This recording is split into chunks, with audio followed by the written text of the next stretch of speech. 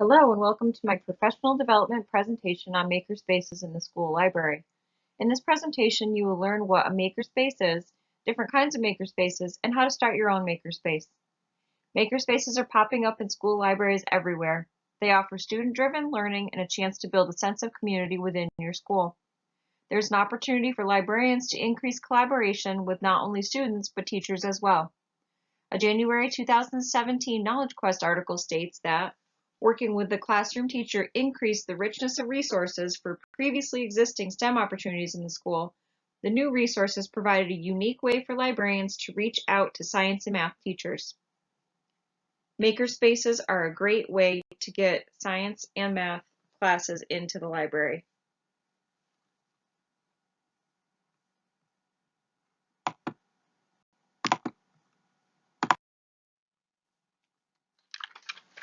What is a maker? It's a student who creates things rather than just uses them. They apply digital as well as manual skills to solve problems and create items that address their needs. In short, they are problem solvers. Hopefully, the students will find the joy in learning. This is achieved through working out their own solutions in a creative environment and through making mistakes, revamping their solution, and collaborating with other student makers. So, what is a makerspace? In the 2014 article, School Library Makerspaces, Making It Up As I Go, Anna Canino-Fluitt states, making in the library should be about helping your students identify the problems they want to solve and the things they want to create and teaching them the tools they will need in order to do it. Problem solving and ownership of what they are learning instills a deep sense of confidence in the students. But where do we begin? Start by talking to your students, teachers, and administrators. You must ask the students what interests them. What do they want to learn about? What problems do they want to solve?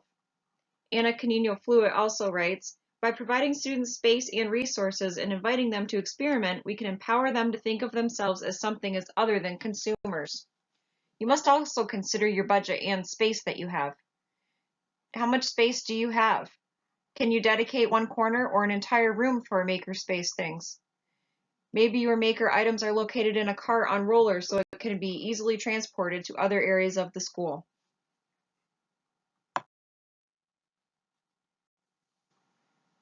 You must remember there is no wrong way to set up a makerspace.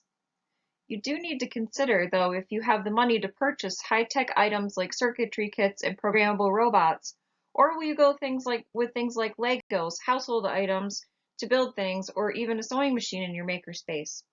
A 2014 article by Curti, and Fleming reminds us that no amount of data collection can predict the perfect time or perfect set of tools, so make some reasonably intelligent decisions and move forward. Or as Nike would say, just do it.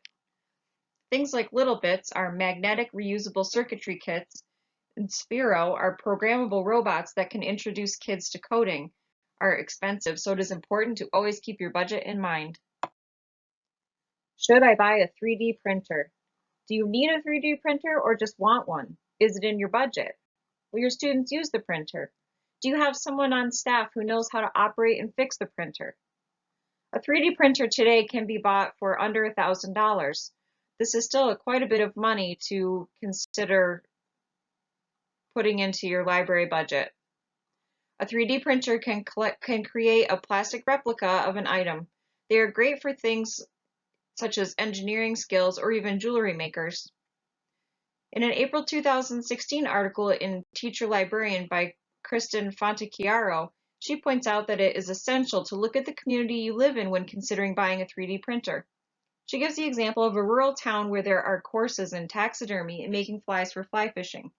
She says, you could make a 3D scan of the fish, a file that could be used later to 3D print the fish, but isn't it better to actually go fishing and have the experience of catching the fish rather than just printing a plastic fish? 3D printers sound cool, but is it really necessary? In my school district, the technology teacher has a 3D printer in her classroom. Maybe that's a more logical place for the printer to be.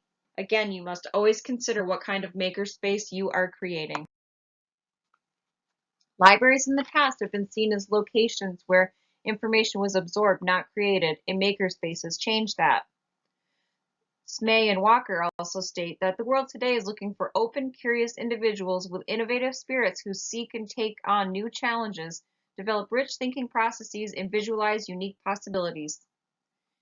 Makerspaces have certainly fostered these needs. As librarians create makerspaces, it is important to remember that it is essential to let the contents and vibe of the space be largely student-driven. The librarian's role is a facilitator and not teacher. I hope you've enjoyed my Makerspace presentation. Thank you for joining me.